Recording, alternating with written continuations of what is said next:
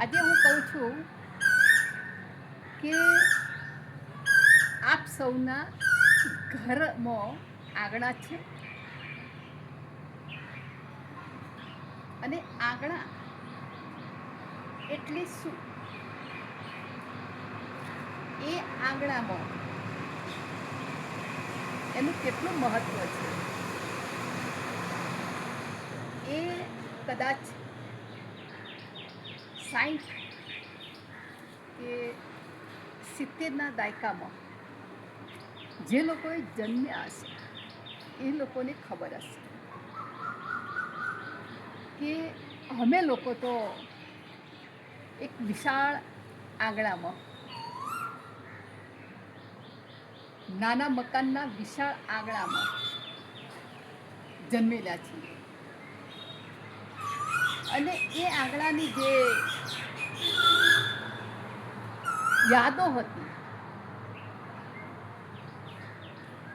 વડીલોની જે સાથે બેસીને જે વાતો હતી અને એકમેક સાથે બેસીને આનંદ કિલ્લોલ કરતા હતા, એમને જે દુઃખની જે પળો હતી એ વિસારી રહેતા હતા.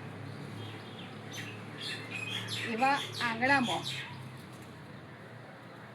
અમે મોટા થયેલા છીએ અને કદાચ આપ પણ એવા આંગણામાં કેટલીક યાદો અને સ્મરણો તમને પણ યાદ હશે.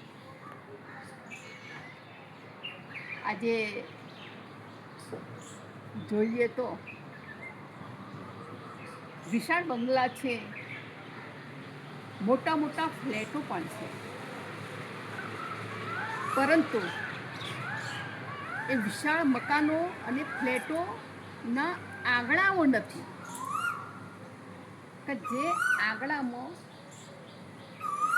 આવીને કોઈ બેસે, આવીને એના દુઃખની કે સુખની વાત તમારી સાથે મળીને કરી શકે. એવા આંગણાઓ આજે જોવા મળતા નથી.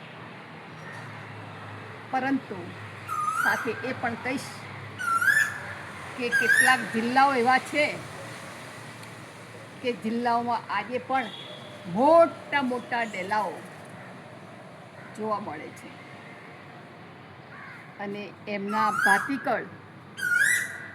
ભાતીગળ પહેરવેશ, એમની બોલી, રહેણી સહેણી સાથે આજે પણ એ લોકો હળી મળીને એકબીજાની સુખ દુઃખની વાતો શેર કરીને, મદદરૂપ થઈને, સહકાર આપીને જીવે છે.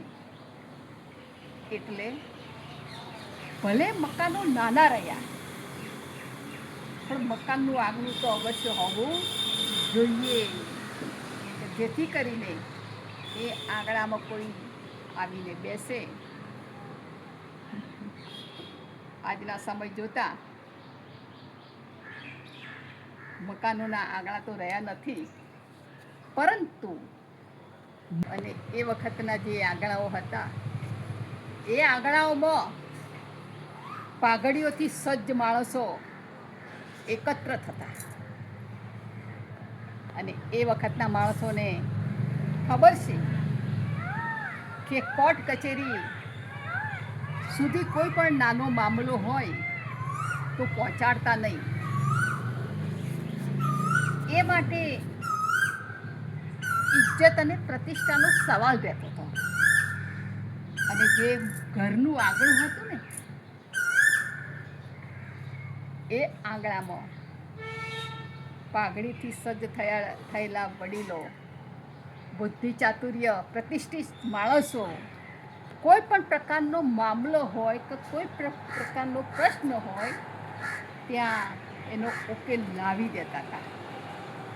આ આંગણો